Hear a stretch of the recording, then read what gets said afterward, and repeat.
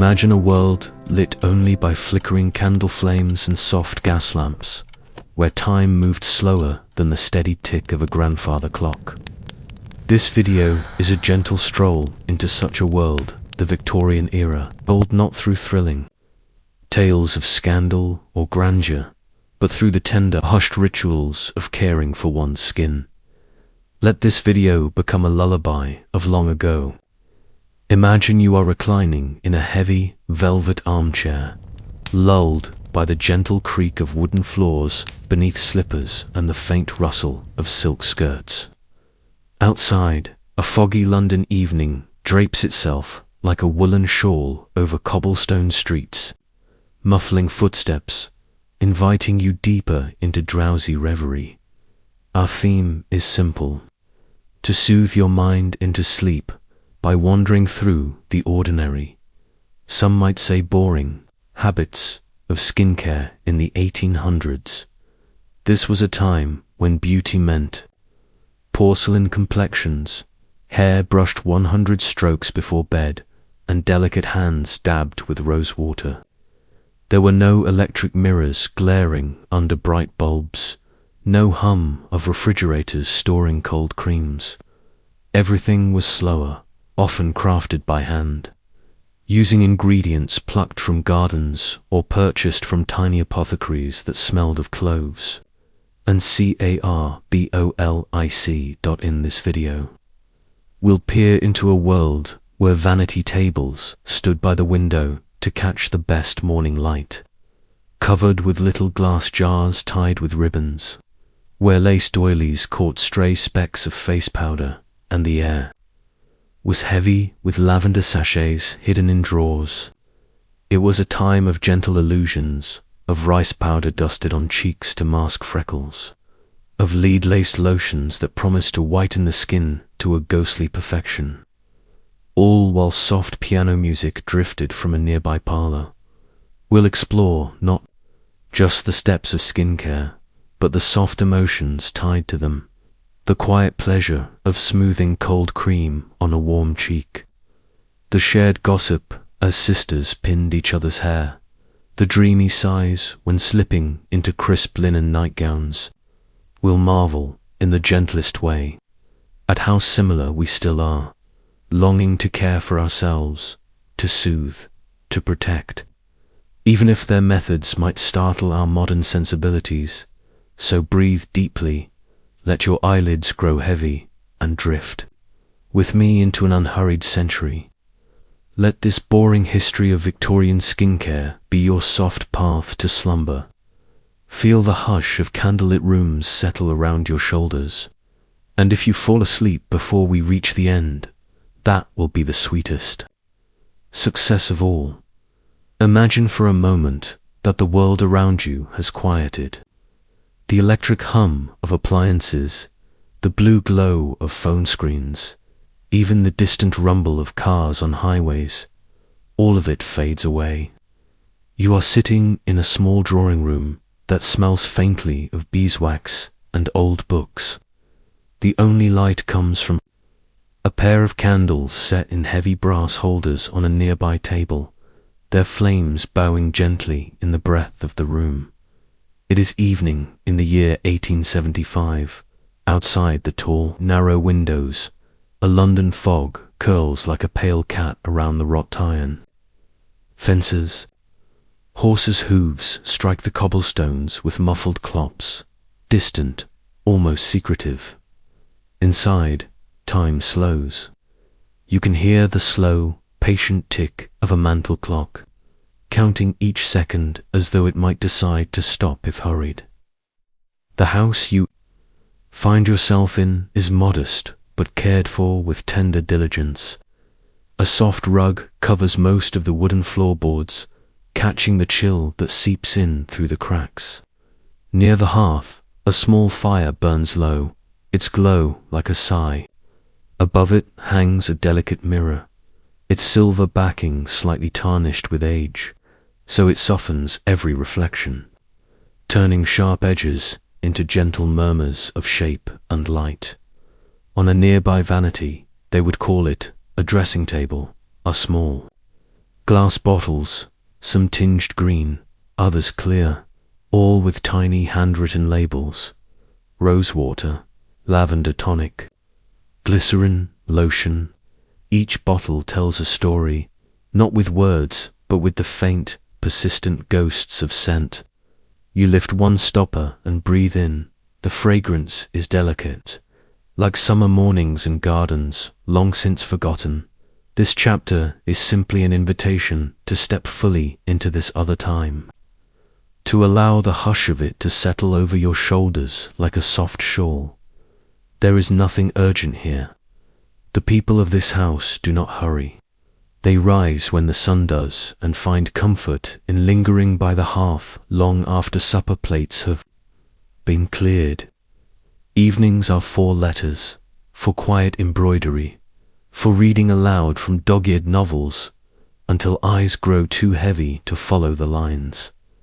Imagine you are a guest here, seated on a plush chair with curved wooden arms.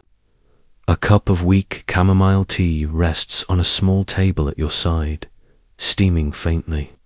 Perhaps a house cat, tabby-striped and disdainful, curls itself on the rug near your feet, opening one golden eye to regard you before tucking its head back.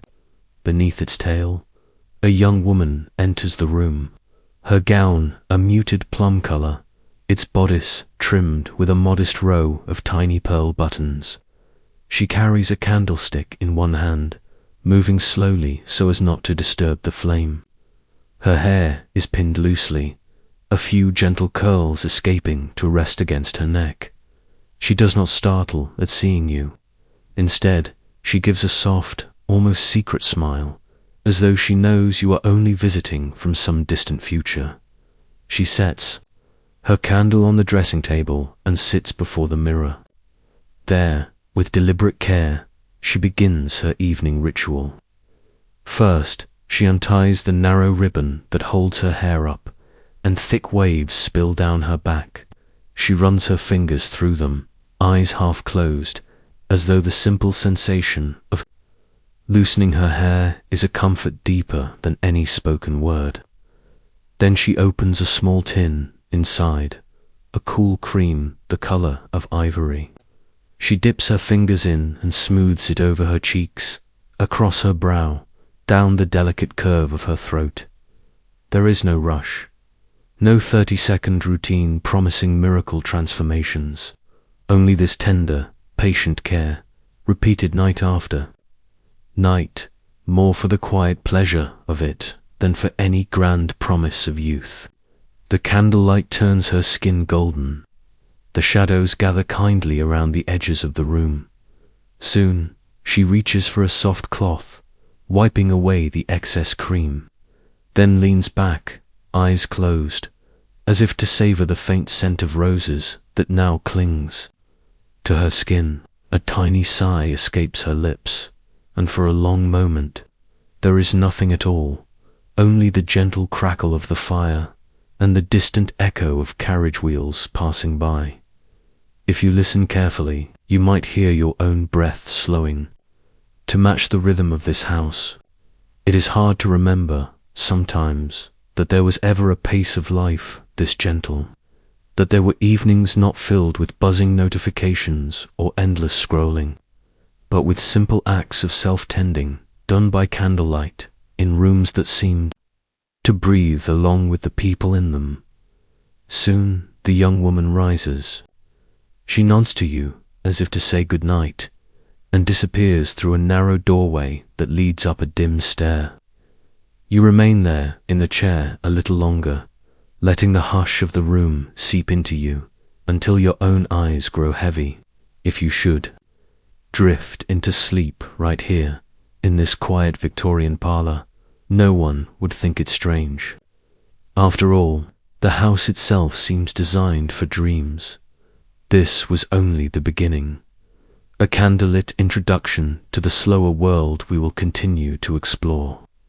Each chapter that follows will wander deeper into these tender rituals, powders, creams, soft brushes against skin, whispered confidences exchanged over vanities littered with tiny perfume bottles.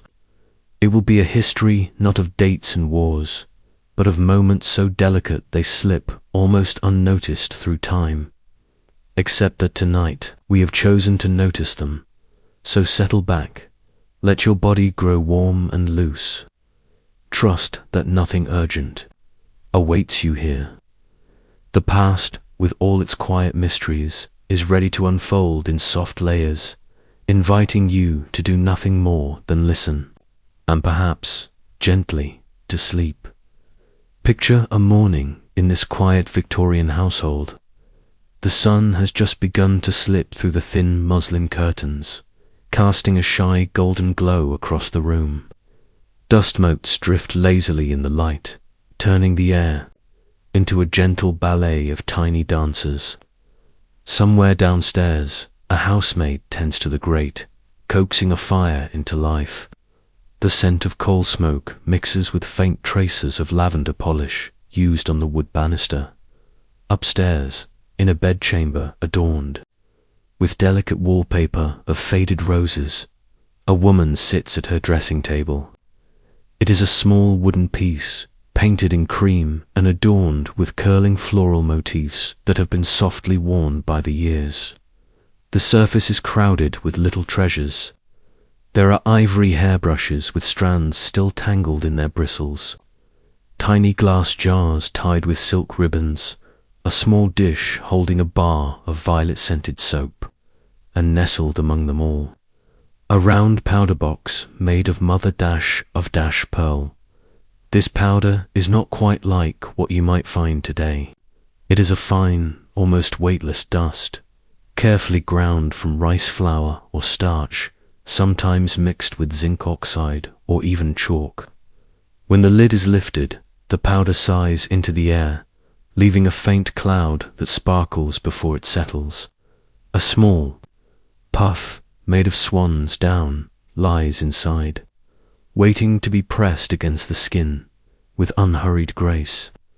The woman dips the puff into the powder, tapping off the excess. Then she brings it to her cheek, patting lightly. The sensation must be cool, almost ticklish, causing her eyes to close just a moment as if savoring a secret. Tiny puffs of the powder drift up each time she presses it to her face, catching on. The fine hairs along her temples, clinging to her eyelashes. This ritual is more than simple vanity. In the Victorian era, a pale face was a sign of delicacy, of genteel living, proof that one did not labor under the harsh sun in fields or gardens. To be fair of skin was to be considered refined, elegant, perhaps even fragile in a way that invited both admiration and protection.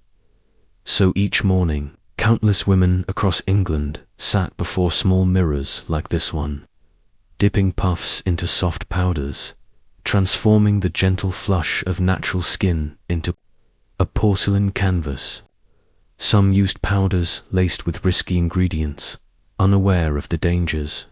White lead, arsenic, and mercury were sometimes mixed in, promising an even paler glow, whispering dangerous allurements that the user rarely questioned.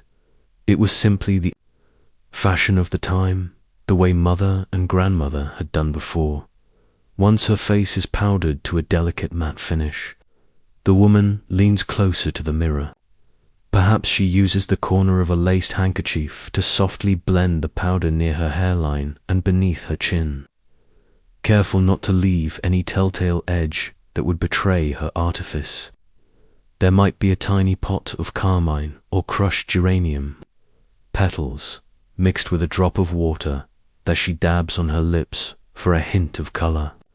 But even this is done sparingly, for the highest beauty in these days is to look effortlessly pale, as if the blood itself shied away from the surface. When she is finished, she sits back, surveying her reflection with an expression not of vanity, but of quiet satisfaction. It is less about admiration and more about fulfilling a small, private promise to herself, a daily reassurance that she possesses a certain grace expected of her station. The powder itself has a smell faintly sweet, perhaps touched with orris root or violet. If you lean close, you can almost catch it, mingling with the gentle scent of rosewater lingering from last night's cream. These fragrances hang in the air, settling into the heavy curtains and the folds of her gown, becoming a part of the room's character, part of the woman herself. Downstairs, the day waits patiently. The postman will soon deliver letters tied in twine. The cook will begin preparing a modest luncheon. Somewhere, a neighbor might drop by, bringing gossip folded up in careful words. But for now, the room is still, wrapped in the afterglow of this small, intimate ritual. Imagine, if you like, the countless mornings, just like this one, repeated across decades. Powder boxes opened and closed, puffs dabbed and pressed, mirrors breathed upon and wiped clear with the hem of a sleeve. Each act is gentle, almost reverent. It is history not written in books of war or politics, but whispered through small acts of personal care, through tiny clouds of fragrant dust that rose and disappeared, leaving behind only the faintest trace. On porcelain skin, outside the window, the sun has climbed a little higher. The air shivers with the soft rattle of carriage wheels on the cobblestones. Perhaps the woman will put on a bonnet now, tying it under her chin with a satin ribbon, arranging the brim just so to shade her fragile complexion. Perhaps she will gather her skirts and step carefully down the staircase, her gloved hand sliding along the polished banister. Or perhaps she will remain in her chamber a while longer, lost in thought, savoring these quiet minutes before the demands of the household begin. She might open a small book of poetry, tracing a line with her finger, eyes growing distant. The powder on her face sits lightly, like a promise kept. All of this unfolds in a hush, a soft murmur of the past that seems almost afraid to raise its voice. In this room, time stretches out, becomes tender and forgiving. Your own breathing slows to match its rhythm. You can almost feel the delicate weight of the powder puff in your hand. Sense the cool kiss of rice flour against your cheek. Let yourself drift a little, if you like. Let your mind wander through sunlit windows, along floral carpets, past gilt-framed mirrors that have seen so many faces come and go. Rest in the knowledge that you are safe here, in this gentle corner of history, where even the smallest acts, the opening of a powder box, the sigh of a mirror being cleaned, are worthy of remembrance. Soon we will explore more of these tender customs, the creams and tonics, the secret recipes passed down from mother to daughter, the fragrant air of rooms heavy with lavender and beeswax. But for now, stay here a little longer, breathing in the soft, almost invisible remnants of powder that still dance through the quiet air, inviting you to close your eyes and dream. Imagine a small kitchen tucked away at the back of a narrow townhouse. The walls are painted a gentle cream, though time and candle smoke have kissed them here and there with soft sepia stains. A single window lets in the afternoon light, filtered through gauzy curtains that stir now and then with a friendly little sigh of air. In this quiet space, a young woman stands at a worn wooden table. Her apron is tied snugly around her waist, protecting the neat lines of her simple day dress. Before her sits an assortment of tiny bowls and spoons, each one carefully laid out like precious tools of an intimate craft. The air is sweet with the scent of rose petals, for she has just finished pressing a small muslin bag filled with them, squeezing out the last drops of fragrant water into a delicate porcelain jug. It is the making of skin creams that has brought her here in the Victorian age. Many families did not rely solely on chemists for their lotions. Instead, Recipes were passed down, scribbled into fragile, tea-stained notebooks with pages fluttering like moth wings. These were secrets whispered from mother to daughter, promises that one day the daughter would stand just as she does now, stirring a small pot over a gentle flame, watching oils and beeswax melt together into something soft and comforting. She adds a sliver of white beeswax into a tiny copper pot, holding it above the flame of a small lamp. As it begins to yield, losing its solid shape to a warm puddle, she tips in a drizzle of almond oil, its pale gold color catching the light. She stirs slowly with a wooden stick, moving in small, steady circles, careful not to splash. The heat is low and kind, coaxing the ingredients to blend without rush or sharp sizzle. While this mixture melts and marries, she reaches for the jug of rosewater, its coolness beating against her fingers. She lifts it to her nose and inhales. The scent is fresh, yet layered with something timeless, as though each drop carries within it the memory of countless gardens, of petals once heavy with dew, of breezes that whispered through trellises tangled with blooms. When the beeswax and oil have combined into a glossy pool, she slowly adds a spoonful of the rosewater, stirring all the while. For a moment, the mixture resists, forming tiny shimmering globes that catch the light like pearls. Then, as if persuaded by the patient movements of her hand, it begins to come together into a delicate cream, thickening with each gentle turn of the spoon. She pours this tender creation into a small glass jar, one with a narrow neck and a tiny cork that fits snugly, keeping the precious contents safe. Before sealing it, she dips her finger into the warm cream, bringing it to her cheek. There is a visible sigh in her shoulders as she feels it melt into her skin, leaving behind not just the subtle fragrance of roses, but the deep satisfaction that comes from crafting something with one's own hands.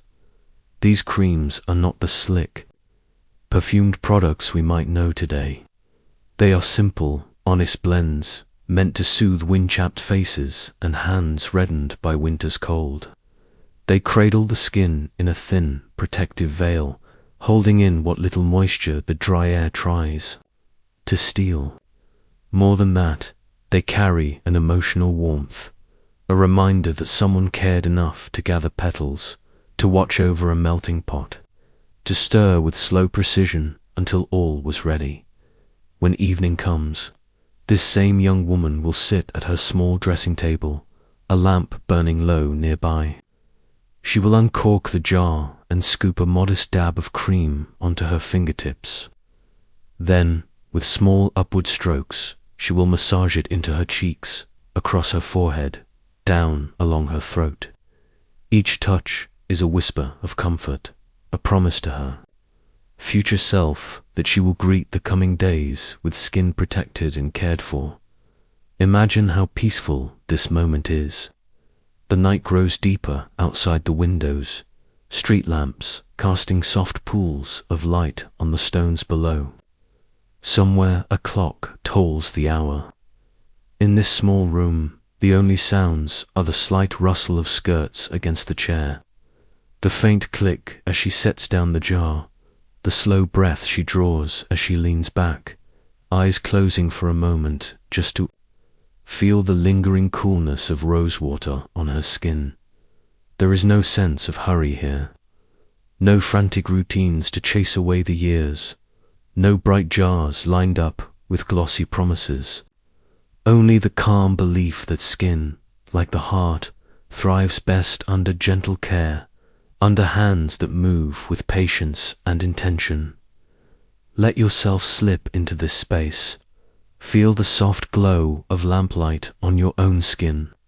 Imagine the delicate slip of homemade cream beneath your fingertips, the faint trace of roses following wherever you move.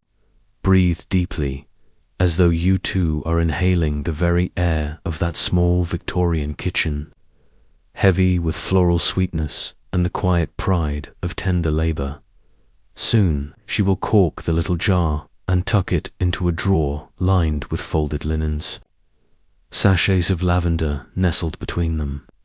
She might stand by her window for a moment, looking out over neighboring rooftops, listening to the distant rattle of carriage wheels, or perhaps the faint melody of a piano played behind another curtain. Then she will turn down the lamp, slip beneath her coverlet, and dream. In these dreams, perhaps she wanders through endless gardens, the paths strewn with fallen petals, the air alive with the soft hum of bees. Or perhaps she simply drifts along the quiet lanes of her own city, bathed in moonlight, her skin still, touched by the love she poured into it only hours before. Let yourself wander there with her. Allow the simplicity of her evening to wash over you, to ease the small cares that might have followed you into this hour. There is something timeless in these rituals, something tender that crosses years and countenance to reach out and say you to deserve such gentle tending when you are ready. We will continue on, exploring other secrets tucked into these softly lit rooms. We will discover the little handwritten recipes hidden in drawers, the murmured conversations shared over steaming basins, the delicate bottles of scent that promise to turn each evening into a memory. But for now, rest here in the glow of rose water and almond oil, and feel how sleep begins to gather itself around your shoulders, as lovingly as any shawl ever knitted by caring hands. Picture the cool hush of a Victorian bathroom, a place set slightly apart from the lively pulse of the household. The walls here are painted in calm shades, pale greens or creamy ivories that seem to hush your breath the moment you enter. A single high window allows in a beam of gentle light, carrying with it the motes of dust that drift slowly. As though reluctant to ever settle, at the center stands a grand tub, its surface smooth and cold to the touch. Perhaps it is made of marble, veins of grey twisting through white like frozen streams. Brass taps glint in the filtered sunlight, polished by careful hands until they catch tiny glimmers of gold. Above the tub, a small shelf holds folded towels, neatly stacked and edged in simple embroidery. A sprig of dried lavender rests on top, placed there almost without thought. Yet it perfumes the entire space with its soft, dusky sweetness. The hour of bathing is a cherished one, both necessity and quiet indulgence. It is different from today's hurried showers that start and end under the tyranny of clocks. For a Victorian lady, it is often a ritual that stretches languidly, taking its time in unfolding. It begins with the preparation of the water itself, carried by maids in steaming pitchers from kettles heated on the kitchen range. Trip after trip, they fill the tub until a soft cloud of vapor gathers above it, clinging to the window glass in gentle sighs. Sometimes herbs are steeped in this water. Lavender is a favorite, tied in little muslin bags and swirled through the warmth until it releases its calming essence. Rose petals might be scattered on the surface, floating like tiny ships on a tranquil sea. Oatmeal wrapped in cloth is another simple remedy, its creamy residue soothing to skin weathered by winter winds or reddened from a day spent walking brisk lanes. Now the lady of the house steps inside, carefully, one foot testing the water before the other follows. A small gasp might escape her lips at first contact, not from shock, but from that sweet, almost mischievous surprise of warmth embracing cold skin. She lowers herself slowly, allowing the water to cradle her until she is nearly submerged, only her shoulders and neck peeking above the gentle swells. The room becomes a private world then. The door is closed, the household's concerns left on the other side. Even sound seems softened here, absorbed by steam and thick towels draped over chairs. The only music is the occasional delicate drip from the brass taps, or the faint splash. As she shifts to rest more comfortably, beside the tub sits a small table. Upon it rests a shallow basin filled with lavender water, along with a soft cloth. She dips the cloth into this cool bath and presses it to her brow, her cheeks, her throat. Each touch is deliberate, unhurried, as though imprinting calmness onto her very skin. Her eyes might drift closed. Her breathing evens out, lengthening into slow, contented sighs that speak of muscles loosening, of thoughts unfurling. Sometimes she brings a slender volume of poetry, reading lines that seem to float just above the surface of the water. The words weave together with the fragrance of lavender and the soft warmth enveloping her body, creating a tapestry of comfort that lingers long after the last page is turned. There are small soaps at hand too, molded into shapes of seashells, or little roses, their edges delicate and easily worn away. When she rubs one between her palms, it releases a creamy lather tinged faintly with milk or honey. She smooths this over her arms and shoulders in lazy circles, watching small bubbles drift away across the water. It is not about scrubbing or haste, it is about tenderness, about coaxing the skin into softness under patient fingers. The bath becomes almost dreamlike. Outside, the world continues with its clattering carriages, its merchants calling in the streets, its distant bark of a dog. Yet, inside this little sanctuary, time stretches and slows. The woman might tilt her head back, resting it against a rolled towel, eyes half-lidded, as her thoughts drift like those rose petals circling her in the tub. Eventually, as the water cools and the room's steamy breath fades, she rises. A maid waits discreetly beyond the door, ready with warmed towels that smell faintly of the sun where they once hung on a line to dry. These are wrapped around her shoulders, her arms cocooning her in softness. Her skin tingles where the air touches it, fresh and newly cherished by this gentle immersion.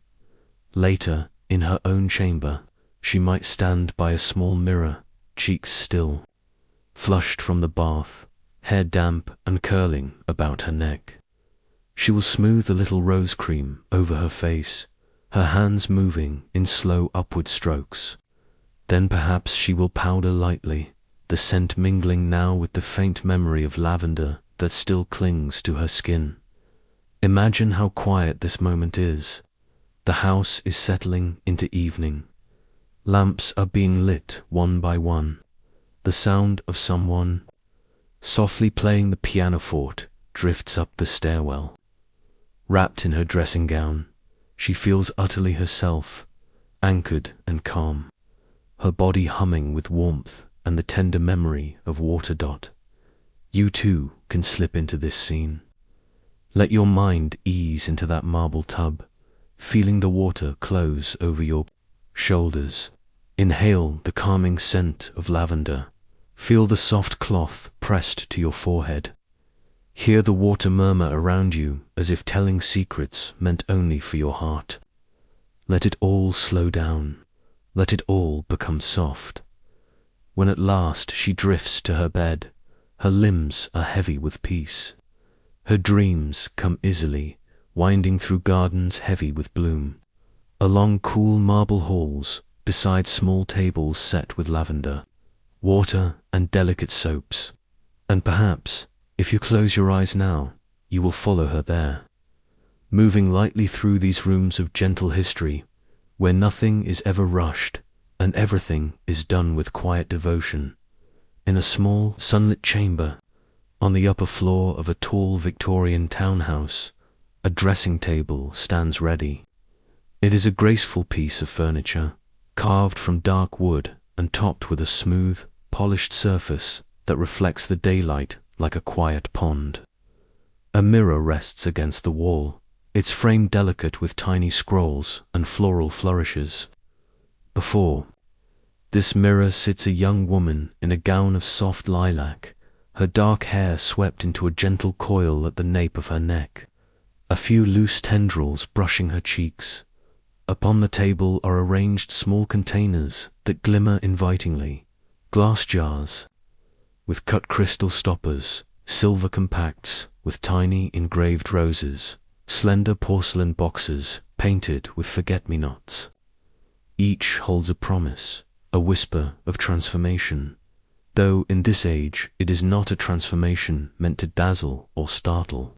Rather, it is a quiet coaxing of the skin toward a kind of softened perfection, a gentle glow that seems to come from within. Powders were an essential part of a Victorian lady's toilette. But unlike the heavy white paints of earlier centuries, these were often delicate, intended to veil the skin in a mere breath of color. Many were crafted at home or purchased from trusted chemists who mixed them by hand. Rice powder was a favorite, ground to an almost silken fineness, sometimes scented faintly with violet or orange blossom. When a small puff dipped into the pot and pressed against the skin, it left behind a finish like the soft bloom on a peach. Imagine her dipping a tiny swansdown puff into the pot, tapping off the excess with a gentle motion of her wrist. She lifts it to her face and pats lightly along her forehead, her cheeks, the tender curve of her throat. With each touch, a subtle radiance appears, as if her skin has caught a secret bit of morning light and decided to keep it there. She might lean closer to the mirror, turning her face this way and that, her eyes bright with a small, private satisfaction. Next to the powders sits a pot of rouge, but it is not the brash red we might think of today. Instead, it is often a soft pink, mixed from carmine or crushed petals, moistened just enough to leave a delicate stain when pressed into the skin. She dabs it lightly with her fingertips, then blends it into the apples of her cheeks, where it blooms like the first shy flush of a garden rose. There is an art to this, applying just enough to look freshly returned from a morning walk, but never so much that the gentle illusion is broken. Close by lies a tiny brush for the eyebrows, its bristles fine and shaped with care. She draws it through the natural arches, taming stray hairs and lending them a hint of dark pomade, so they frame her eyes more distinctly. Even this small gesture is done with an air of calm ritual, a moment to pause and admire the face she presents to the world. On the table there is also a small glass bottle of liquid made from elderflower water. A dab of this on a linen cloth, pressed gently to the skin, is believed to soften freckles or lighten sun-kissed spots, though whether it truly does so is less important than the comfort of the act itself. It cools and refreshes, a tiny sigh against warm skin, carrying with it the sweet, faintly green scent of garden shade. Picture this all unfolding in the quiet of morning. Outside the window, sparrows hop along the iron balcony rail, chirping to one another as the street below stirs to life. A cart rattles by, its wooden wheels sounding soft on the stones. Somewhere nearby, a maid shakes out a rug, sending a tiny cloud of dust dancing in a beam of sunlight. Inside, time slows. Each gesture at the dressing table becomes almost meditative. She is not merely preparing to meet the day. She is tending to herself in a way that reaches deeper than appearance. Her heart steadies, her mind clears of worries. The cool touch of powder, the soft swirl of a brush, the faint sweetness of elderflower, all these are small acts of love, quiet assurances whispered directly to her spirit. When at last she stands, slipping into her petticoats and smoothing down the fine lawn of her dress, she carries more than the delicate veil of powder on her skin. She carries a glow that comes from being tended to with patient hands and a gentle heart. A light that seems to follow her as she moves down the staircase to greet the day. Imagine yourself there beside her, your own reflection in the dressing table mirror, your face softened by a tender dusting of rice powder, your cheeks kissed by the faintest hint of rose. Feel how calm it all is, how the very air seems to hush around you, inviting you to pause, to breathe, to recognize your own quiet beauty. There is no rush here, no harsh lights or loud voices, only the serene unfolding of morning under careful, loving attention. As she steps out into the corridor, a small smile lingers on her lips, the kind born from private contentment, and so she begins her day, already wrapped in a peace that no bustling street or crowded shop can quite disturb. Let this chapter settle over you like the softest veil of powder. Feel its gentleness on your skin, its promise that small rituals can soothe even the most restless thoughts. Soon, if you wish, we will wander into another delicate part of this world, where lotions are poured into tiny bottles and stories drift through perfumed air. But for now, rest here a little longer. Breathing in the calm, imagine a slender shelf near the dressing table, lined with tiny glass bottles. Some are clear and catch the light in soft prisms. Others are tinted pale green or delicate cobalt blue. Each is stoppered carefully with cork or glass, and many bear handwritten labels tied on with thin ribbons: elderflower lotion, almond cream, rosewater tonic. They stand like patient sentinels, keeping their secrets until the time comes to coax them forth. It is early afternoon. The house is quiet, except for the distant ticking of a mantel clock and the occasional muffled voice from the servants' hall. In this hush, a lady sits at her table, preparing her skin not for grand outings or busy markets, but simply for her own comfort and pleasure. There is a certain intimacy in this hour, as though the world has paused just for her. She picks up a small bottle of almond oil first. Its contents catch the light like liquid gold. Removing the stopper, she tips a few precious drops into her palm, then rubs her hands together slowly, warming the oil until it feels like a promise against her skin. She presses it gently along her jaw, her throat, the sides of her neck. The scent is faint, almost nothing. Just the soft sweetness of crushed almonds mingling with her own warmth. This oil was believed to preserve youthfulness, to soften fine lines, to keep the skin supple despite harsh winds or the dry heat of coal fires. But more than that, it is a tender ritual. Each slow motion of her hands across her cheeks is an act of care that soothes more than just the surface. The skin remembers such kindness. It holds it like a soft echo beneath the touch. Next, she reaches for a little jar of elderflower lotion. The lotion is cool, with a faint creamy tint. Elderflower was favored in the Victorian era for its supposed power to lighten freckles and smooth away any redness. But it was also loved simply for its delicate freshness. With a small cloth, she pats it gently along her forehead, under her eyes, down the bridge of her nose. Imagine how the coolness must feel after the warm touch of the almond oil, like a gentle sigh across sun-warmed skin. Nearby rests another bottle, this one filled with rosewater. When she unstoppers it, the air seems to change slightly, taking on the lush, petal-like breath of a garden just after rain.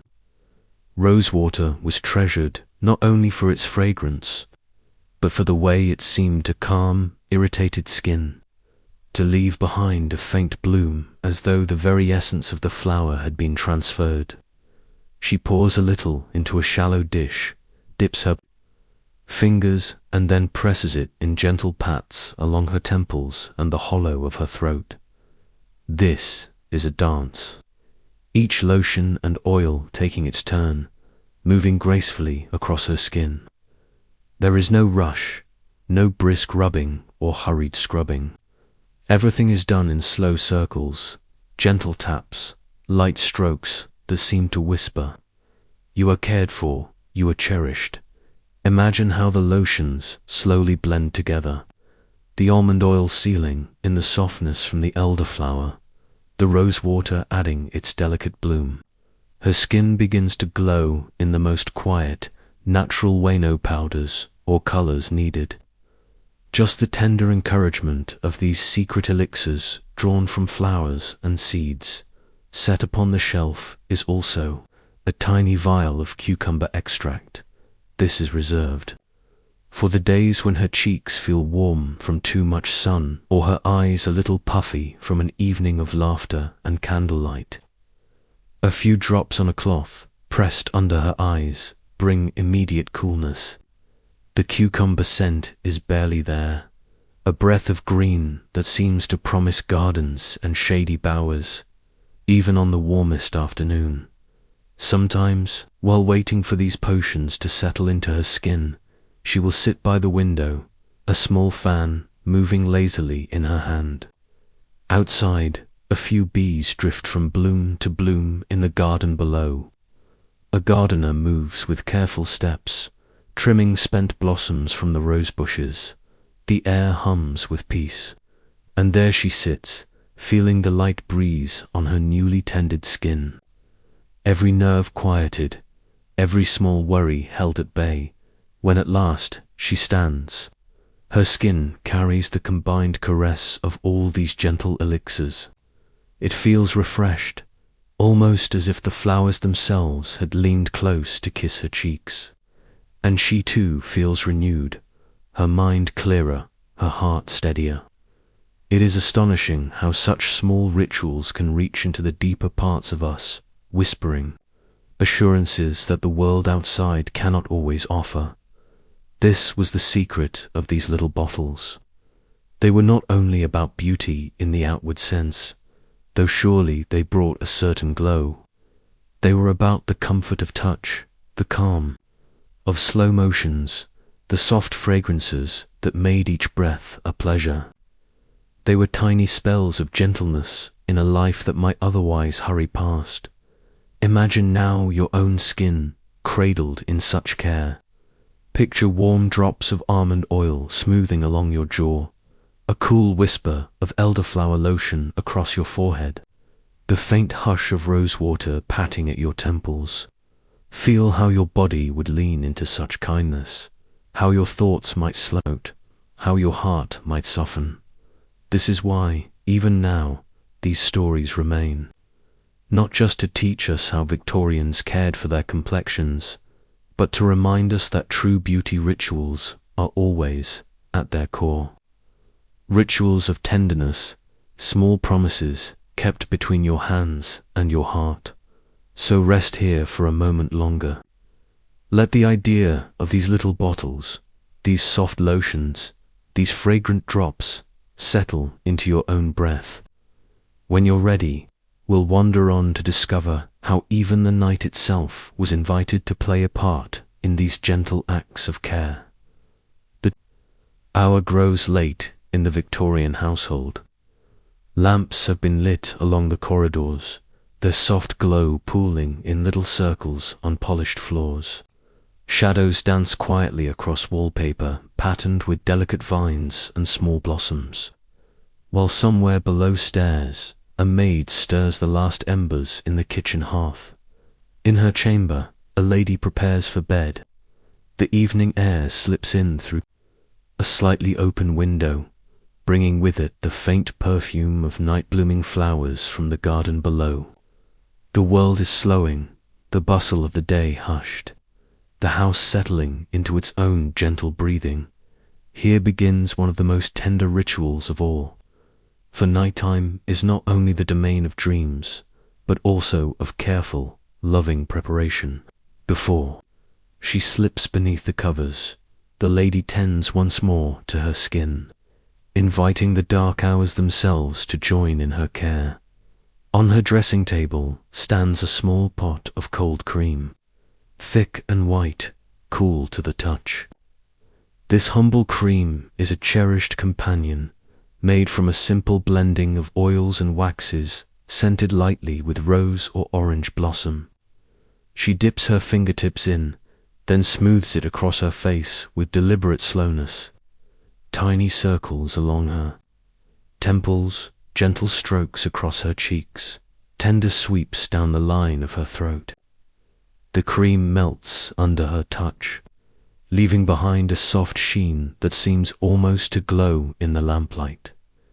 This is not merely a cosmetic gesture.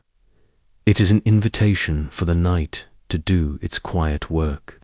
While she sleeps, the oils will seep deep into her skin, easing tiny lines and leaving a freshness that the morning will reveal like a hidden gift. After the cold cream, there might come a light dusting of rice powder, not for color, but to set the cream, to keep it from marking her pillows, to allow it to work without smudging. Her hand moves with a kind of reverence, as though she is painting, calm directly onto her skin. Then there is her hair. She sits patiently as her maid draws it out of its pins, each curl and coil unwinding slowly like evening itself. The brush moves through the strands with long, even strokes, and with every pass, a little more of the day's tension slips away. Imagine the soft, rhythmic sound of bristles against hair, the faint pull at the scalp, the sense of everything loosening, relaxing. Often, her hair is then loosely braided, tied with a simple ribbon to keep it from tangling in sleep. Sometimes, a faint dusting of lavender powder is worked through the strands, so that with every shift upon the pillow, the soothing scent rises anew, weaving itself into her dreams. Next comes the night lotion, lighter than the creams of day, made from rosewater, and glycerin, or sometimes a hint of elderflower extract. A few drops patted over her hands, then pressed gently along her jaw and over her lips. This delicate moisture keeps the skin soft, even through long winter nights when coal fires parch the air. Her hands, too, are given special attention. A richer balm is worked into her palms, her knuckles, over each slender finger. Gloves of the finest cotton might be pulled on afterward, trapping the warmth and letting the balm do its quiet work until morning. She flexes her hands slightly, feeling how supple they become under such care. Finally comes the dressing for sleep. Gone are the structured corsets and stiff gowns. Instead, she dons a nightdress of the softest lawn or muslin, light as breath, against her skin. Sometimes it carries a faint scent of lavender water from the pressing iron. Its loose fit allows her body to stretch and sigh after a day held in shape by stays and laces. She pauses by the window before drawing the curtains. Outside, the moon casts a pale light over the garden. The rose bushes look like dark mounds, their blooms tucked in tight. A lone nightingale might trill a few tender notes before settling again into silence. The air is cool on her face, stirring the little tendrils of hair at her temples. When she at last draws the heavy drapes, the room grows cozier, its soft lamplight wrapping around her like a shawl. She turns down the coverlet, slips between crisp linen sheets, and settles her head upon the pillow. The faint scent of violet sachets placed under the pillowcases rises up, inviting her further into rest. There is one final small prayer, whispered or a verse recited from memory, not always out of strict devotion, but often simply for the comfort of familiar words. They form a gentle bridge from the waking world to the realm of dreams. Then the lamp is lowered, its flame dimming. to a small golden curl before it winks out completely. Darkness gathers softly in the corners, but it is a friendly sort of dark, filled with the promise of deep sleep and quiet restoration. Imagine yourself here, your skin still tingling faintly from the coolness of rosewater and the tender pressure of a brush moving through your hair. Feel the weight of soft linen over you, the way your body sinks just slightly deeper into the mattress with each breath. Let your mind drift toward the gentle hush of this room, toward the slow, tender care that makes even the night itself a kind companion. This was how many Victorians ended their days, wrapped not only in blankets, but in the comforting assurance that while they slept, every lotion, every powder, every careful stroke of a brush was still working its quiet magic. And when morning came, they would rise renewed, their skin bearing the gentle secrets of the night. Rest here as long as you wish. Breathe deeply. Let your own heart slow to the hush of this chamber. And when you're ready, softly whisper, "Is late morning," and the house has settled into its daily pattern. A cook's voice hums faintly from below, the echo of knives upon a chopping board mingling with the scent of baking bread that drifts slowly up the stairwell. Outside, the garden is bright with small flowers nodding in the sun, dotting in the sun, dot in her private suite. A lady prepares for what might be the most indulgent part of her entire routine bath. But this is no hurried affair with splashing water and quick scrubs. This is a ceremony of comfort, drawn out with deliberate care, meant not only to clean but to renew both spirit and skin. A large copper tub stands ready near the fireplace, its sides polished to a soft glow. Steam curls lazily from its surface. The water within is warmed by kettles brought up by sturdy housemaids, poured carefully to reach just the right soothing heat. Floating upon the water are petals rose and marigold, perhaps a handful of violet blossoms picked fresh from the garden that morning. They rest upon the surface like tiny boats, drifting in gentle currents created by each added pour. Nearby stands a small table holding bottles and little bowls. One contains oatmeal ground to a fine powder, another a mixture of milk and honey stirred together until it shines with golden softness. There is also a delicate carafe of lavender-infused water, meant to be poured last so that its calming scent will linger on the skin long after the bath is done. Imagine the lady now testing the water with her hand, feeling the delicious heat ease across her palm. A pleased sigh escapes her lips. She steps carefully into the tub, lifting her skirts and petticoats, then easing down until the water closes gently over her body, rising to cradle her shoulders. Her eyes flutter shut as warmth seeps into her muscles, the sort of comfort that loosens not only the knots in her back but also the small tangles of worry in her mind. There is a cloth soaked in the milk and honey mixture, which she squeezes out slowly, letting the enriched droplets trickle across her arms and chest. This was believed to soften and brighten the skin, to leave it with a kind of tender glow that no powder could truly mimic. As the cloth moves in slow circles over her shoulders, her breath deepens, each inhalation drawing in the faint sweetness of honey mingled with the soft, almost green scent of the flowers bobbing around her. Next, she dips her fingers into the bowl of ground oatmeal, mixing it with a little of the bath water until it forms a light paste. This she smooths over her face, with gentle, circular motions, the fine grains offering a tender polish that lifts away tiny remnants of dust or oil. Oatmeal was a cherished remedy, trusted for its ability to calm even the most delicate complexions. It leaves behind not harsh redness, but only a quiet freshness, as though the skin has been kissed by dew. A maid stands by discreetly, ready to Offer assistance pouring warm water over her shoulders from a small jug, rinsing the oatmeal from her cheeks and forehead. Each gentle cascade feels like a benediction, washing away not only the grains but any lingering weight from her thoughts. Lastly comes the lavender water.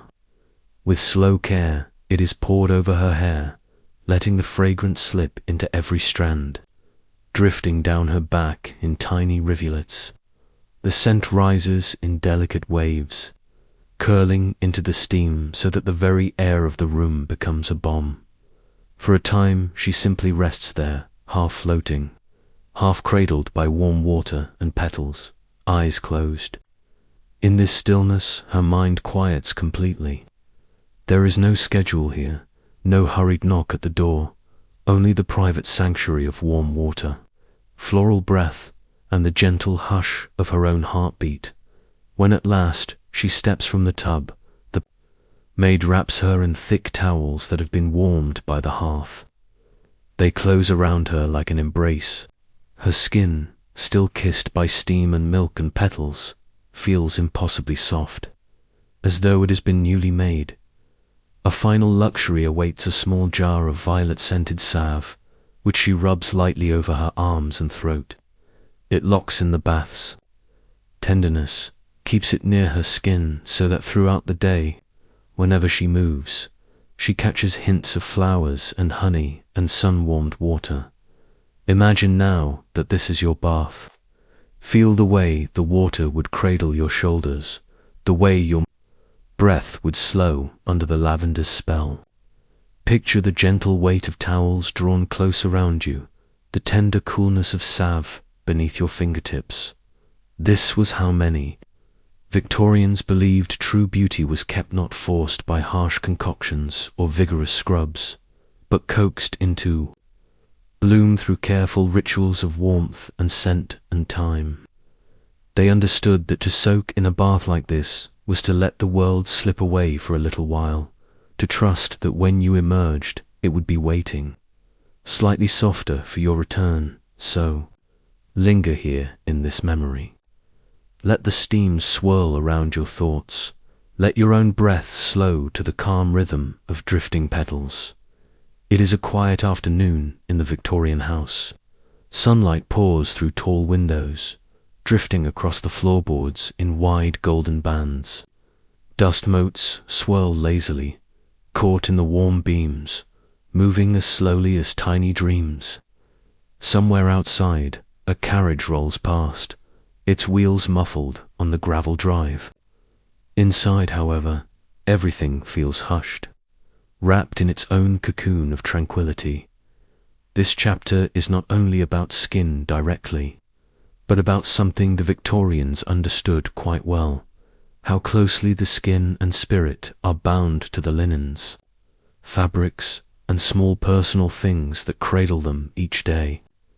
They believed that beauty and well-being did not stop with lotions and potions, but extended into the drawers and wardrobes that held their most intimate garments. Imagine opening a shallow oak drawer lined with crisp white paper. As it slides open, a faint perfume drifts up, with lavender sachets tucked into corners, or perhaps tiny muslin bags filled with dried rose petals, or even sprigs of rosemary tied with blue ribbon. These scents are not just pleasant. They were thought to protect the delicate muslins and fine lawns from moths and damp. More importantly, they turned every opening of a drawer, every dressing ritual, into a small moment of pleasure. A lady might pause here, fingers resting lightly upon a folded chemise or a dainty nightdress trimmed with handmade lace. She lifts it slowly, pressing it to her cheek, breathing in that faint mingling of soap and lavender. This scent will linger on her skin after she dresses, mingling softly with the lotions she has already applied. It means that as she moves through her day, even the simplest motions, turn of the neck, the lifting of her arm release tiny sighs of calm, fragrance that soothe her mind.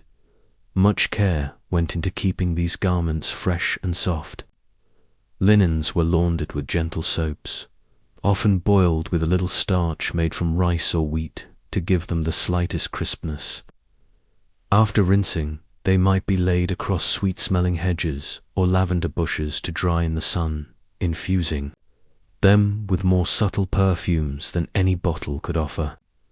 Imagine lying down to sleep with your skin nestled against a nightdress that carries a hint of green leaves and warm sunlight.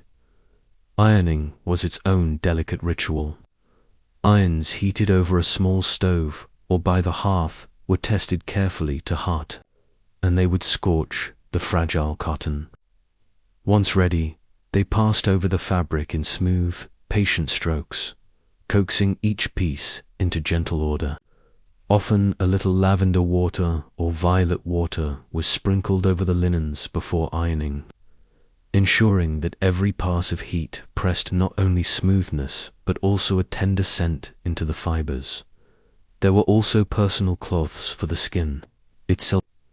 Muslin squares dipped in rose water or milk, laid across the face in the mornings or before bed to soothe and cool. These were kept alongside other linens, carefully washed and folded, so that they were always ready when a moment of tender refreshment was needed. Corset liners, petticoats, chemises, all these layers did more than preserve modesty or shape the figure. They also formed a soft barrier between the skin and the heavier outer garments. In winter, flannel might be worn close to the body, lightly brushed so it felt like a gentle caress against bare arms and torso. Each of these choices was made with quiet attention, knowing that what lay closest to the skin could either chafe or comfort, irritate or soothe. Imagine the hush of a bedroom at dusk. A lady stands before her wardrobe, choosing her nightclothes. She selects a fine lawn nightdress, lifts it to her face, and closes her eyes as the scent of lavender sachets rises to meet her. When she slips it over her shoulders, it does more than simply cover her. It embraces her, the fabric cool and faintly fragrant. Her skin responds, easing under the familiar touch, her mind already moving toward rest. Before climbing into bed, she may pause at her dressing table to rub a little almond cream into her hands, then press her palms together near her nose too. Breathe in the scent one last time. The fragrances of her lotions and of the linens are not separate things, they mingle on her skin, creating a quiet harmony that lulls her deeper into calm. The Victorians understood well how these simple, domestic, detail-scented drawers, carefully ironed linens, the hush of fabric drawn across the shoulders could form a kind of invisible beauty regimen. Not harsh, not jarring, but deeply gentle, wrapping the skin in subtle comforts that carried the promise of rest and renewal. Now picture this for yourself. Imagine opening your own drawer to find soft linen, faintly warm from the sun, touched with the tender scent of lavender and rose. Imagine drawing it across your skin, feeling how it seems almost to whisper as it moves. Let your shoulders relax, your breath deepen. Feel the hush that comes when everything closest to you is chosen with care. The afternoon sun has begun its slow descent, casting long mellow beams through the lace curtains. In a Victorian house, this golden hour often found the ladies gathered, in a quiet sitting room or perhaps in a small still-room, a space set aside, just for the preparation of delicate household needs, from jams and syrups to the more secret work of beauty. Here, upon polished wooden counters, stand rows of tiny jars and bottles. Some are made of dark glass to protect their precious contents from the sun. Others are clear, allowing you to see thick amber oils, pale floral infusions, or translucent tinctures flecked with drifting herbs. Labels written in careful script mark each one: elderflower tonic, cucumber lotion, cold cream with rose, tincture of benzoin. It is in this intimate, fragrant place that so many secrets of Victorian skincare begin. This chapter is not simply a tale of concoctions, but a tender exploration of how these small private rituals brought comfort to weary hearts and hands. Imagine a lady leaning over a marble table, a small mortar before her. She drops in petals rose for cooling, marigold for brightening, and begins to crush them gently with the pestle. Each press releases fragrant oils, their perfume rising in soft sighs that seem to drift straight into the soul. A maid stands, ready with a tiny jug of warm almond oil, which she pours slowly into the ground petals, stirring until the mixture becomes a delicate paste. This will be strained through fine muslin later, leaving behind an infusion that can be massaged into the face at night. Nearby, another pot holds a simpler preparation, just cucumber slices soaking in spring water, set upon the windowsill to steep in the afternoon light. This cool water will later be dabbed upon the under eyes, believed to ease puffiness and lend a brighter look. It is not a miracle, but it is tender and active care that soothes more than skin alone. Consider, too, the gentle making of elderflower water. Tiny white blossoms are gathered in the morning, while still heavy with dew. They are shaken out carefully to remove any tiny garden visitors, then placed in a large bowl with boiling water poured over them. A plate is set atop to keep the steam in, drawing out the flower's delicate properties. After hours of slow steeping, the liquid is strained and stored in glass bottles. This water becomes a mild tonic, splashed on the face with a soft cloth, leaving a faint, fresh scent that whispers of summer hedgerows, long after the flowers themselves have faded. For roughened hands, there is a small tin of beeswax blended with olive oil and scented faintly with lemon peel. In the cool of the evening, a lady might dip her fingertips into this balm, massaging it over her knuckles and nails. Under candlelight, her hands shine as though dusted with gold. While she does this, perhaps she hums a quiet tune, or simply lets her mind wander through gentle thoughts, feeling each ache and worry loosen its grip. Not all recipes were kept in formal books. Many were passed from mother to daughter, whispered over sewing baskets, or recorded hastily on scraps of paper tucked into the pages of a favorite novel. They might be shared with a friend who admired one's glowing complexion, or given to a sister about to marry, a kind of love letter written not with ink, but with petals, oils, and gentle time. Imagine opening one of these small handwritten notes. The paper is soft from years of folding and unfolding. In delicate script it reads, "For a face grown dull from too many cares, steep to handfuls of fresh mint in warm milk. Strain well and bathe the cheeks morning and night. Let laughter help it along." So simple, yet so intimate a glimpse into the everyday poetry of a world where beauty was tended with the same hands that sewed buttons, wrote letters, or cradled a child. Picture yourself now in that still room. Feel the cool marble under your palms. Smell the mingled breath of rose, mint, elderflower. Watch the sunlight dance through glass jars lined up like tiny stained glass windows.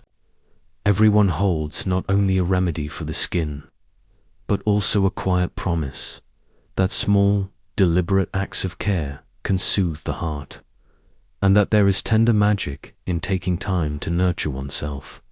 When at last Our Lady leaves the still room, her hands are scented with lemon and beeswax, her mind calm from the unhurried work.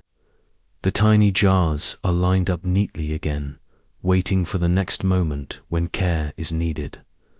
Let this vision settle into your thoughts. Imagine what small jar you might open, what tender recipe you would create just for yourself. The morning has broken, tender and pale. A faint mist clings to the garden hedges, each leaf strung with tiny droplets like silver beads.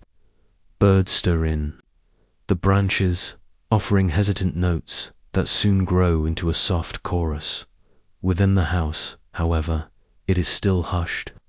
Fires have only just been coaxed into life. The floors carry a chill that makes toes curl pleasantly in thick slippers. In her bedchamber, a lady sits before her dressing table, the mirror reflecting a soft, early light that makes her skin seem almost luminous. This is the quiet heart of her morning, before letters are read, before visitors call, before the house hums with full life. It is here, in the gentle stillness, that the first tender rituals of the day unfold. The dressing table itself is a small world of comfort and care. Delicate glass bottles catch the light in watery rainbows. A tiny box holds pins for arranging the hair. Beside it rests a larger wooden container lined with blue silk, filled with ivory-handled brushes and combs. Most dear of all is the small powder jar, its lid carved with roses inside, of which lies a fine, dust scented faintly with orris root and rice flour. The powder is not meant to mask, but to soothe, to soften the sheen of skin just a touch so it appears more like porcelain. Using a large downy puff, she gathers a whisper of it, tapping off the excess before lightly brushing it over her face, down her throat, even across her collarbones. Each stroke feels like a tender caress, a little morning blessing that stirs the senses awake without jarring them. Next comes the faintest touch of rouge. Victorian sensibilities favored a discreet bloom, a look of gentle vitality that seemed to come from within rather than from any obvious artifice. She lifts a tiny pot, dabs her fingertip into the soft pink cream, and then blends it carefully upon the apples of her cheeks. A faint warmth rises under her touch, a reminder that her own blood and breath are part of this ritual of beauty. Nearby stands a small bowl of cool rosewater. Dipping a corner of muslin into it, she lightly presses it over her face. The scent drifts up, fresh and faintly sweet, mingling with the powder and the subtle ghost of lavender that still lingers in her nightgown. For a moment she simply closes her eyes, breathes, and feels entirely at peace. Now her hands move to her hair, unpinned at night, so it might rest from the day's tight styles. It tumbles down her back in soft waves. A brush drawn slowly from root to tip not only brings order, but also stirs up a lovely, subtle shine, distributing the natural oils that keep it healthy. Each long stroke feels almost hypnotic, back and forth until her thoughts grow smooth as well. Once the hair is carefully dressed, she stands to slip into her undergarments. These layers are more than mere modesty. They are gentle protectors of her skin. The chemise, fresh from drawers, scented with lavender sachets, slides over her shoulders like a cool sigh. Corset and petticoats follow, each tied with practiced motions, each layer adding a soft whisper of fabric. Between her body and the outer world, the cotton or linen rests against her skin like a friendly hush, keeping irritation at bay and allowing her lotions and powders to continue their work untroubled. Before she leaves the sanctuary of her room, she checks herself once more in the mirror. There is no stark transformation, a quieter, calmer version of herself, touched by delicate attentions. Her complexion holds a gentle matte glow from the powder. Her cheeks show a faint echo of rose. Her hair gleams modestly under the soft light. She does not look garishly painted. She looks, instead, like someone who has treated herself with kindness at the very opening of the day. Imagine now that you stand before this same mirror. Feel the downy puff dust lightly across your skin. Smell the faint, reassuring sweetness of orris and rosewater. Sense the calm assurance that comes when your hands have moved slowly, patiently, in small rituals that honor the self. This was how many Victorians greeted the day, not with haste, but with tender ceremonies that reminded them of their own worth. In a world that often bustled with carriages, bustling marketplaces, and urgent social obligations, these private moments by the dressing table were precious. They formed a quiet promise to oneself, whispered in each soft brush and careful dab. The day has drifted away at last, leaving behind a sky streaked with the faintest blush of fading sun. Soon the lamps are lit, their soft glow pooling across polished tables, catching on crystal and silver. The world outside grows dim and indistinct, while inside the Victorian home, everything seems to draw closer, warmer, as though gathering itself into a gentle sigh. This is the hour of quiet preparation for rest. The hush of the evening settles not just on the house, but also upon the heart, inviting it to slow, to soften, to find solace in the simplest of rituals. For the skin, too, this is a tender time, a return to calm after the subtle burdens of powder, wind, or sun. Imagine a lady seated once more at her dressing table. The day's attire has been laid aside, replaced by a simple wrapper or dressing gown, often of fine lawn or soft flannel, its fabric cool and forgiving on skin that has spent hours under stays and layered skirts. A maid moves about the room, drawing curtains closed against the gathering dark, then brings in a small basin of warm water laced with elderflower or lavender. Steam rises in gentle curls, carrying with it the scent of meadow flowers. The lady dips a delicate cloth into the bowl, wrings it carefully, and presses it over her face. The warmth seeps into her skin, loosening any remaining traces of powder, soothing away faint tightness from the day's air. With slow, circular motions, she moves the cloth across her cheeks, under her eyes, down the tender line of her throat. Each pass is a small comfort, coaxing away not just the dust of the streets or the sheen of exertion, but also the subtle weight of hours spent minding appearances. Next comes a milk wash, or perhaps a faint infusion of chamomile. A small porcelain cup holds this gentle tonic. She dips her fingers in, then pats it over her skin, letting it sink in with a cool, fresh touch. This was no mere indulgence. Victorian ladies believed these delicate washes nourished the skin, kept it from becoming coarse or sallow. Whether or not these mixtures held true restorative power, the slow ritual itself worked a deeper kind of magic, reminding the mind that it was safe to let go, to yield to rest. At the dressing table stands a tiny jar of cold, cream-soft thick, faintly glossy under the lamplight. It carries the gentle perfume of rose and almond oil. Using her fingertips, she scoops out a small portion and smooths it across her face in upward motions, taking special care around the tender skin at her temples and along her jaw. The cream melts under her touch, leaving behind a slight, comforting film.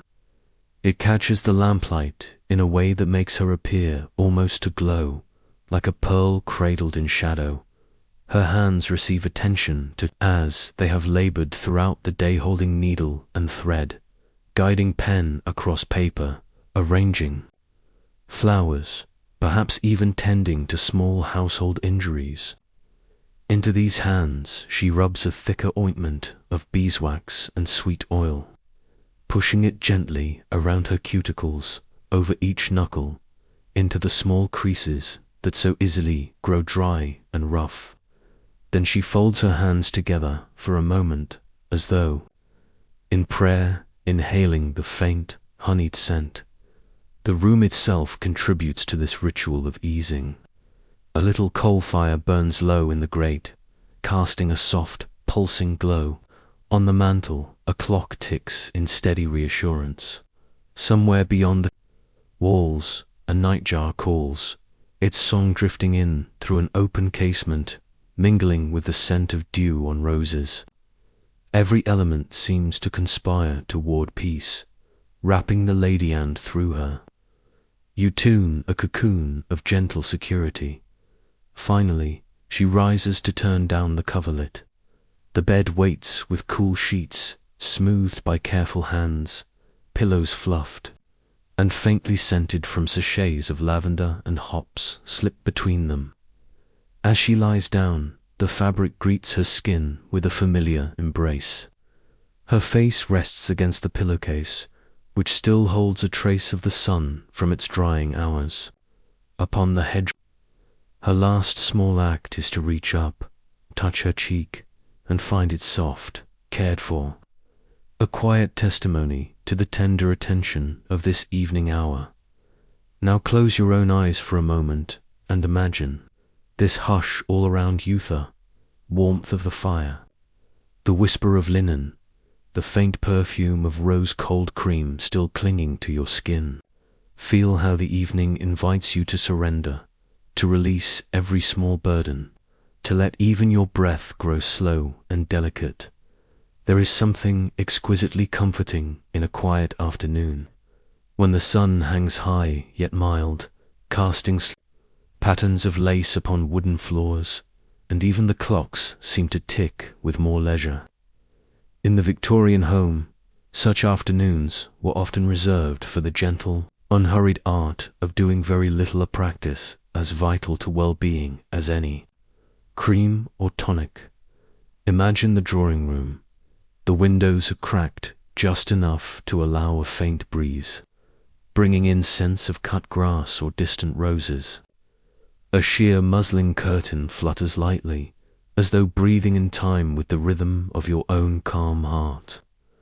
Across the room rests a small table, upon it a book of poetry left open, a fan of ivory and painted silk, and perhaps a shallow dish, holding sugared violets or tiny bonbons. Here a lady might recline upon a chaise, her skirts arranged like soft rivers around her. She need not entertain callers or fuss over social obligations at this hour. Instead, she allows her mind to wander. Sometimes she takes up her needlework, but more often she simply gazes at the shifting play of sun and shadow across the carpet. The world beyond these walls is bustling carriages rattling over cobblestones, merchants calling in the square, children chasing hoopsbutt in this cool, shaded retreat. All urgency falls away.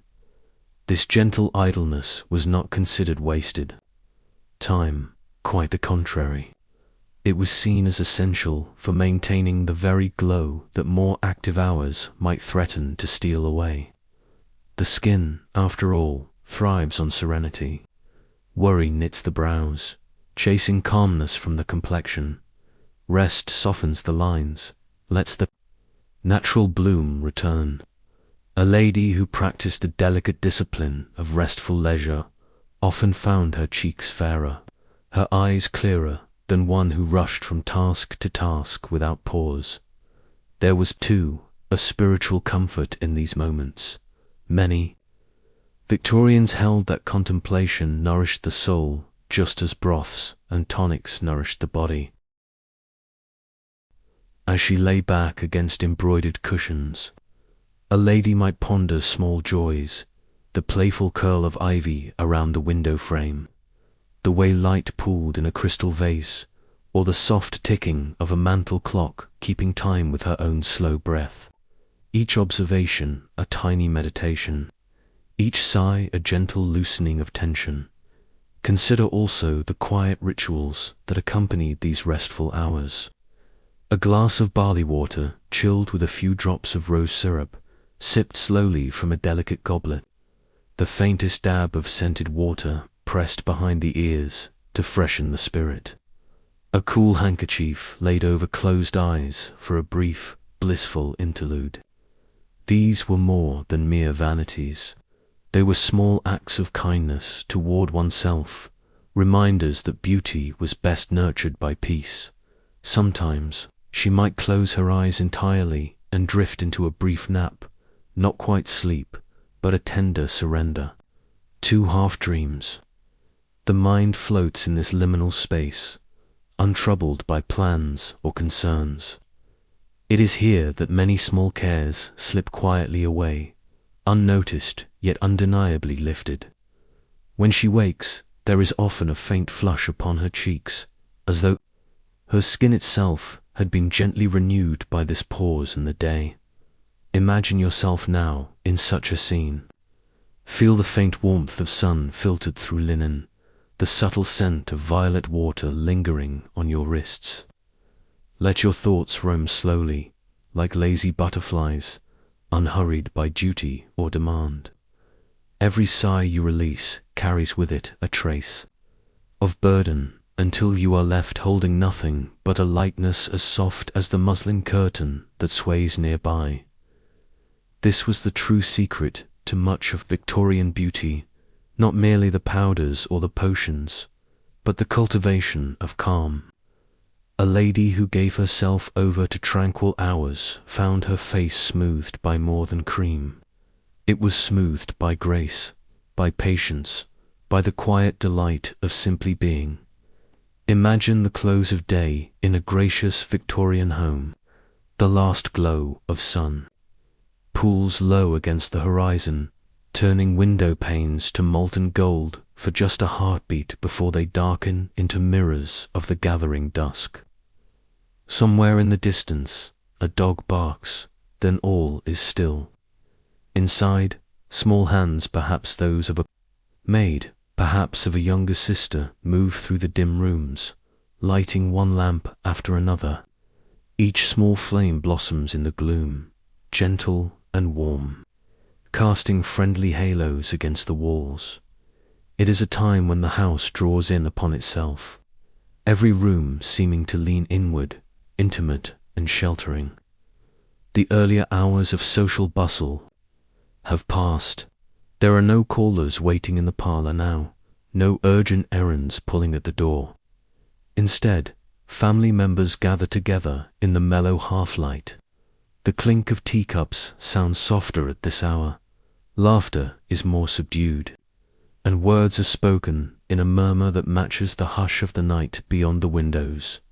In these tranquil moments, caring for one's skin and complexion becomes something shared, a tender communion, rather than a private duty.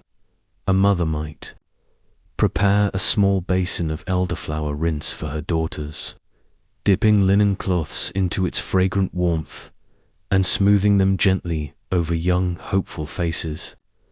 Sisters sit close, exchanging light touches of cold cream or carefully braiding each other's hair for sleep. Even an older aunt, stern by daylight, may be persuaded to let her hands be rubbed with a salve of beeswax and rose oil, her sigh of pleased relief as her joints loosen, betraying a softness rarely glimpsed. The conversation drifts as lazily as the smoke from a candle wick. Perhaps they discuss the scent of the new lavender water recently brought from the apothecary, or they speak of small triumphs, the successful turning of a lace collar, a compliment paid at church. Often the talk meanders into gentle reminiscences, stories of when mother was young, or how grandmother once attended a great garden party wearing a bonnet edged in forget-me-nots. In these retellings, the faces around the lamp glow with fondness, and the past sits lightly in the room as though it never quite left. Some households make a quiet ritual of reading aloud in these hours. A son or father may take up a slim volume, a verse, voice low and steady, the poetry spilling out like a slow-moving stream, washing gently over all who listen. Or perhaps a serialized novel is continued, each chapter a tender thread woven through the family's evenings, binding them close. At times, emotion trembles just beneath the surface of the words, a sigh at a tragic turn, a smile at some tender folly, and always, always, the comfort of company folds around them all like a quilt. Meanwhile, the skin is quietly grateful for these hours of calm. Freed from the day's powders and constraint of tight collars, it breathes a little easier. A faint sheen of natural oils returns to the surface, softening the texture, lending the cheeks a healthy dew. Where the day's sun may have left a fleeting mark, no more than a kiss of pink along the nose, cool compresses soothe it, and the night's gentle air continues the healing. When at last the lamps burn low, signaling that it is time for sleep, each rises with a final smile or a small embrace. Good nights are exchanged softly, as though to avoid disturbing the very peace that has settled over the household. Candles are picked up, carried along hallways now hushed but welcoming, lighting the way to tender solitude. Before slipping under the coverlet, each lady pauses once more at her small mirror. Not to judge harshly, not to fuss, but to note the glow that such an evening imparts, a radiance, less from any salve or powder, more from the balm of shared affection and quiet joy. The face reflected there is softened not just by creams but by kindness, by the mellowing power of gentle company and unhurried time. And so, as you rest within this chapter, let your mind wander through this house of tender rituals and quiet laughter. Feel the calm breath of the evening air on your own cheek. Hear the murmur of fond voices somewhere just beyond, like a lullaby meant to carry you softly toward sleep. Night has at last unfurled her velvet cloak across the Victorian. Rooftops, outside, lanterns gutter along the streets, leaving small golden islands in a dark, drifting sea. The world seems to slow its turning. The very air feels suspended, waiting in tender silence. Within the house, every lamp has been dimmed, every small duty laid to rest until morning. It is in these delicate moments before sleep that we find the softest kind of peace, a stillness that nestles not only in the skin but deep within the heart. Imagine yourself wandering once more through these quiet rooms. The parlour stands empty now, chairs slightly askew from earlier gatherings, a faint scent of lavender sachets lingering on the air. The fireplace has burned down to a bed of rosy coals, their glow painting the hearth tiles with gentle blushes. Above them, the clock ticks on, each measured stroke like a slow heartbeat. Upstairs, behind half-closed doors, the last small preparations for bed take place. A lady sits at her dressing table, hair let down in a long, silken fall across her shoulders. It is a simple, human thing, undoing the day's careful arrangements, yet in it there is profound relief.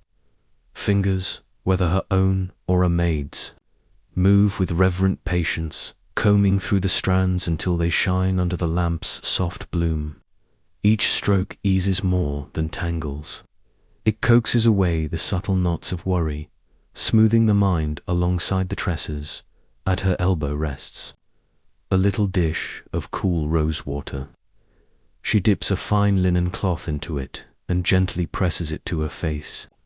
The droplets cling there like dew upon petals, refreshing the skin that has borne powder, sun, perhaps even the faint prickle of tears during the day's more tender moments. Press, lift, press again, no rush, no harsh scrubbing. The ritual is as much for the soul as the complexion, each tender application a promise. You are cared for, you are safe. You may now rest. Around her throat and shoulders she may drape a light shawl, delicate as breath itself, to guard against the small draughts that wander through old corridors. Then she stands and moves to her bed. It waits with sheets turned down and pillows plumped, as though eager to enfold her. Into this nest she slips, drawing the covers up with a sigh that seems to release every last remnant of the day.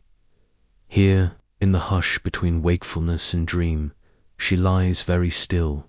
Her mind drifts to the faint chorus of night, perhaps an owl, calling from the garden's dark boughs, or the quiet rustle of ivy tapping at the window pane. Her breathing slows. The skin, bathed in faint traces of rose and almond, seems to glow even in the dimness, as if blessed by the very hand of the night. Think now of how this gentle scene wraps around you too. Let your own body feel the soft cradle of bedding, the tender weight of blankets drawn snug. Imagine a cool cloth on your brow, the scent of lavender drifting close. Each breath you take becomes slower, deeper, a delicate pulling in of calm. Each exhale releases something heavy you did not know you carried. Your face grows slack, free of every small performance, every polite tension. In this chapter, your skin, like your thoughts, is entirely at ease. This was always the secret that every rose cream and elderflower tonic only tried to mirror, the profound beauty that comes from simply letting go. In these final moments before sleep, the skin is at its most receptive, not just to ointments, but to peace itself. It drinks in quiet, becomes supple under the gentle weight of dreams, and by morning may bloom with a softness that no elaborate regimen alone could ever conjure. So rest now, dearest soul. Let these old rooms and tender rituals drift away like mist on a summer field. Keep only the hush, the faint perfume of flowers, the gentle cadence of stories long past. Let your heart grow as tranquil as your breath. And should you wake in the night, half lost between this world and another, may these soothing echoes be there to meet you, a reminder that somewhere, always, there is a candle burning low, a quiet house waiting, and a tender night ready to gather you close once more. Good night.